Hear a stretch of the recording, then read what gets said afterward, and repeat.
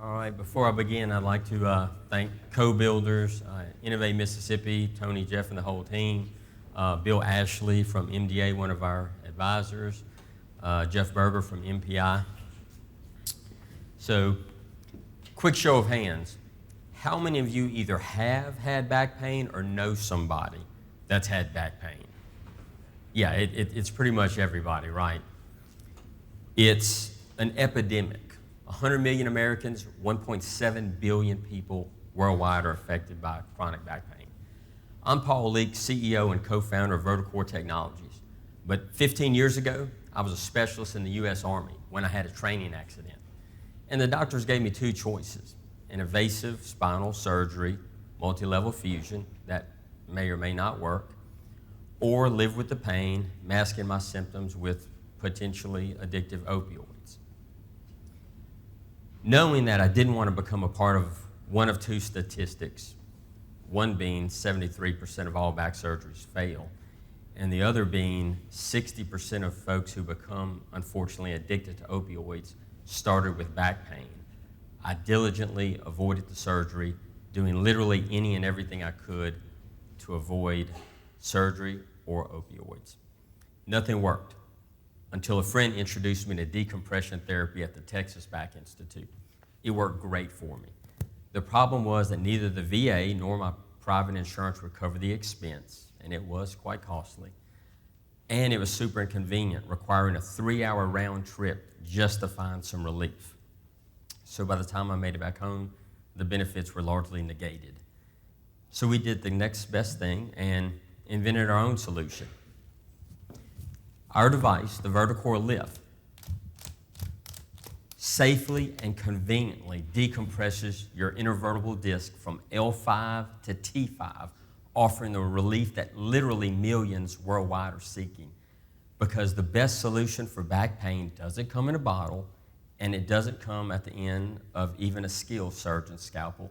It comes from our own bodies. Our device facilitates resorption of bulging and herniated disc, and at the same time allows those discs to rehydrate and heal themselves. To date, we've got 800 beta units in the field, and we've treated people with diverse conditions from sciatica to different facet syndrome disorders, bulging herniated disc, and even functional scoliosis very successfully. When I had my injury, it did two things.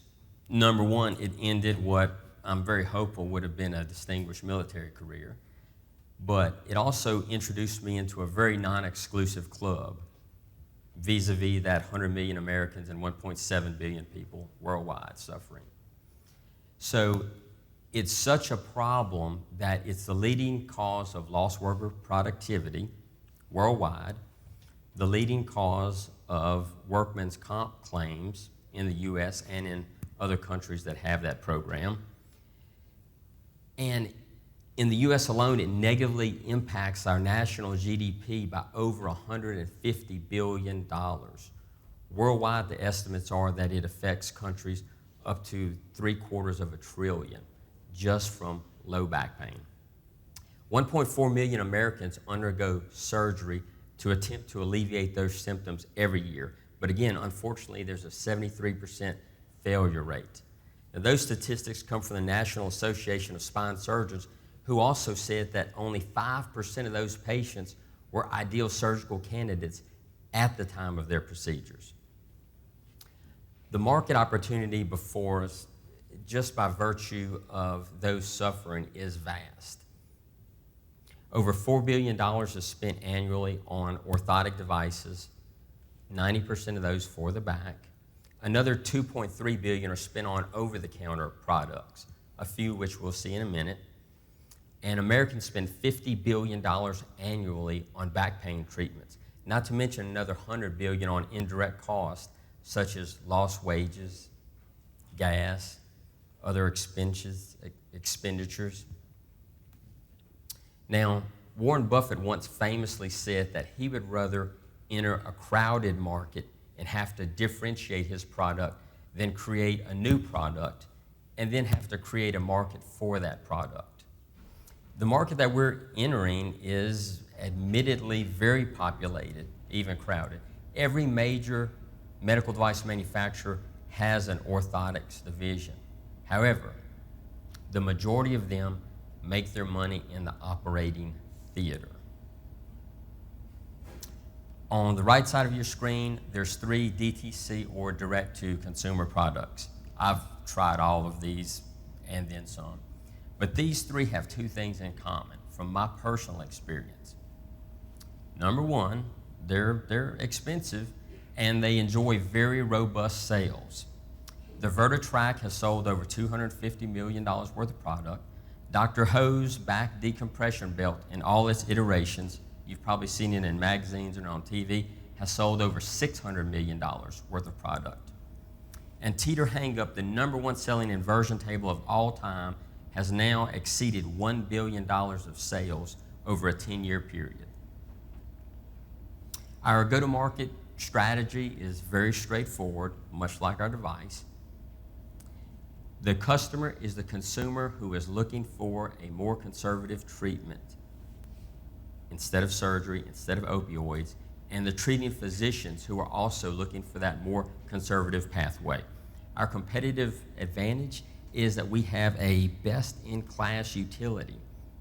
Specifically, our device has a larger treatment zone than the majority of products out there, specifically 40 to 60%.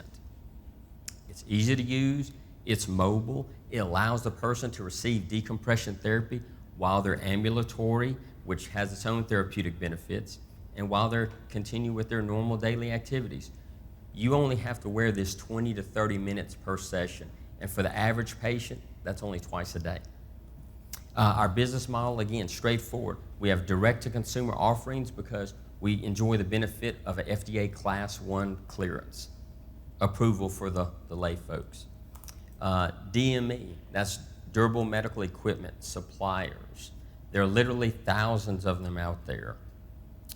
Most of them have multiple lines that they're serving, so they're already visiting the customers, the clinicians, the doctors, the hospitals.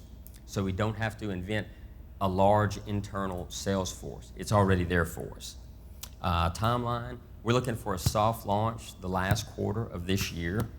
Distribution, we've actually repatriated our manufacturing from overseas.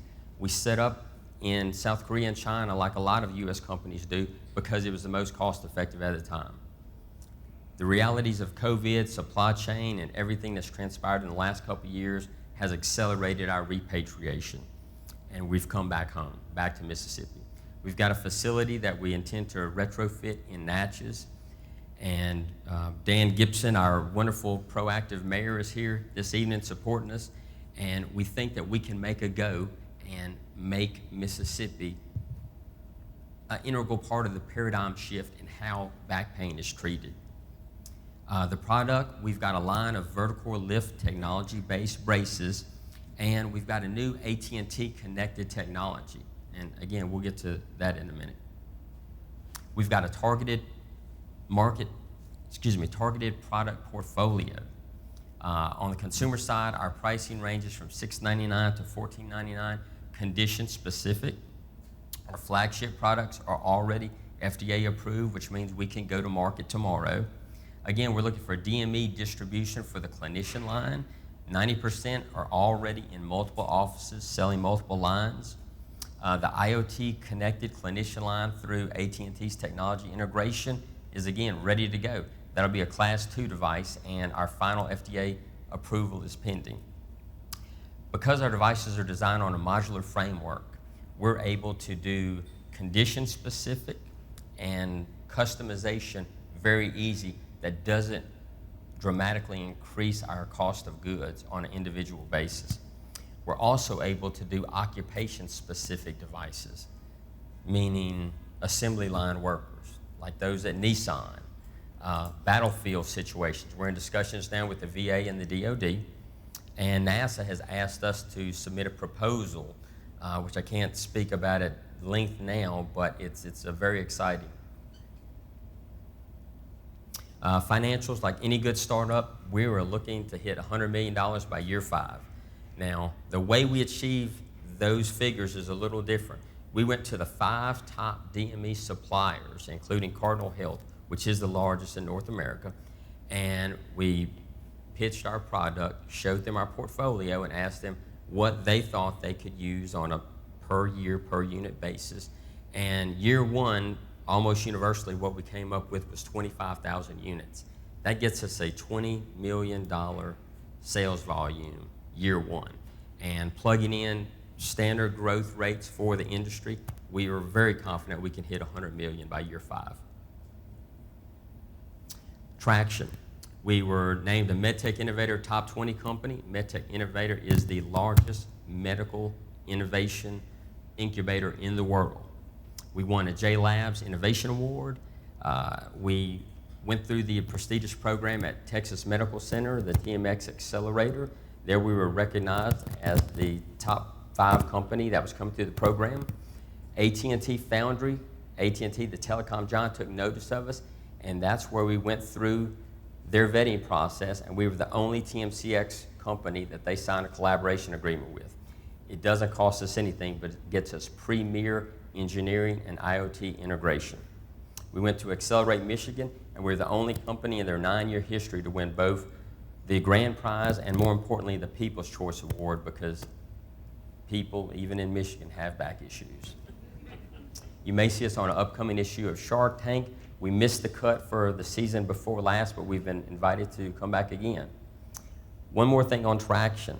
Just this past week, we were notified by Butler Snow that our Eurasian PCT patents covering 8 countries were just issued. So we now have overseas patents in 12 countries, and our U.S. final office action was literally filed today. Today, we've got 800 beta units in the field. To put that into perspective, most clinical trials for orthopedics only do 30 to a maximum of 200 patients. We crowdfunded just to validate that the market, in fact, was there, and in less than 30 days, we sold $440,000 worth of product. What's important, does it actually work? This is an actual patient whose pain management doctor came to us. He had 1 failed laminectomy, and on the left side of your screen, that's a 14 millimeter paracentral canal herniation. The image on the right is the same patient after using our device for 10 weeks. The herniation is essentially gone, all the symptoms are gone, drug-free, surgery-free, pain-free. We've assembled a great team that has got us to this point.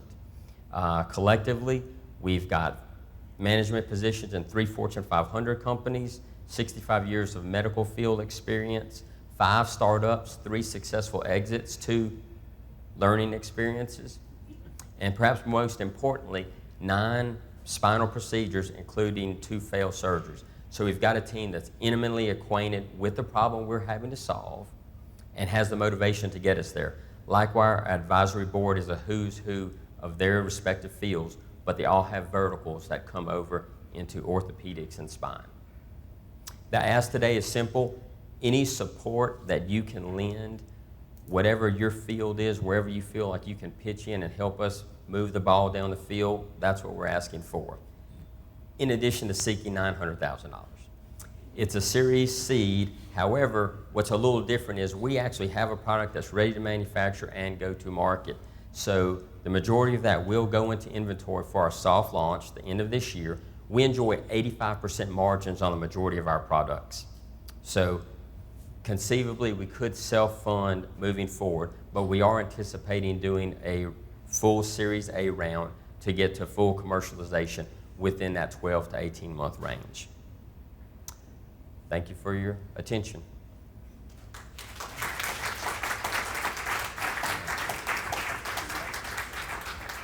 All right, I went a little long, but questions, ladies and gentlemen?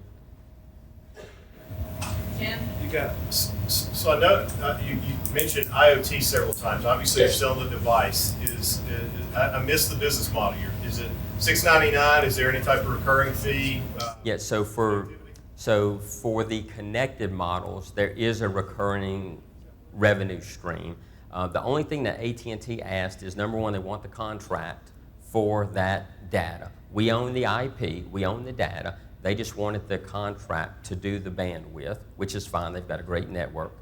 And they wanted the right to publicize that they are helping to solve the opioid epidemic, which is fair. But there is a reoccurring model around that. Yes, sir. At what price point? $6.99 all the No, way up? at the $14.99. Right. Yes, sir. You guys have a CPT code? So we do not have a dedicated CPT code at this time. As you know, they're very expensive and troublesome to get. However, there are several that we are able to piggyback off of, and because of the advent of telehealth and how prominent it's become, we actually now have a new revenue stream, not only for the company, but also for the prescribing physicians, because there is a monitoring component that goes with that, along with diagnostics and telehealth visits. Are y'all working towards one, or y'all planning to just piggyback? We're going to piggyback for this first year, and we're anticipating applying for our own by Q3 of 2023. Yes, sir. Where are they manufactured again? We are in the process of repatriating that, hopefully back to Mississippi. We've got manufacturers in Georgia, Texas, Mississippi, and Arkansas that have submitted, as well as Utah. So we're weeding through those at this time. We did our original units in South Korea and China, and knowing the reputation for having products with your label that aren't your products, shall I say, what we did to mitigate that was we actually got 5 different manufacturers that each make a small component, and we had everything flown back into the U.S. and assembled and distributed out of Dallas. So knock on wood, there's been no knockoffs to date. These are RX-based, like prescription. The first ones are not RX-based because we've got an FDA Class 1 clearance. The Class 2 will be RX-based, and those will primarily be the ones that are IoT connected because there's a monitoring component, which a great thing about that, and we actually have the world's first fully connected decompression device, spine brace, that allows the doctors to monitor usage and actually change the protocols on the fly. So they see if it's working, they see if the patient's using it, and they can make changes, which is pretty phenomenal. Paul, one thing I want to point out, just having watched you there in Natchez, I'm so impressed with all the trials and all the years of research and your personal funds that have gone into this, and how you've gotten even to the point of knowing the exact composition of the metals that go into the product to make it work and to ensure that it is successful. And I just applaud you on behalf of the city of Natchez, and we can't wait to see this grow as a Mississippi-built and owned corporation. Well, thank you, Dan. It's been a work in progress. Necessity is the mother of invention, as they say. I think pain is the queen mother. And we've had a great team that's helped us bring it this far. So, other questions? What's your landed price? So our current price, overseas product, again, we've got 85% gross margins. Overseas product ranges between $50 and $65 a unit. Our US-based price looks like it's going to be somewhere, depending on unit model specific now, is going to be somewhere between $85 and $150 per unit. We're also speaking with a very large manufacturer out of Utah, OSIE, which has graciously offered to carry inventory and act as a factoring agent for us as well. So we actually don't have to pay for inventory until we pull it out of stock, which is pretty phenomenal. I think we have time for one more question. Yes, sir. Yes. What we advise is that they continue wearing it as a maintenance dose, maybe once a week or so as needed. We found that there is a cumulative effect to wearing the device. So this is 2 years out, and he still uses it periodically. No more surgery, pain-free, drug-free, surgery-free. So, all right, thank you so much for your time.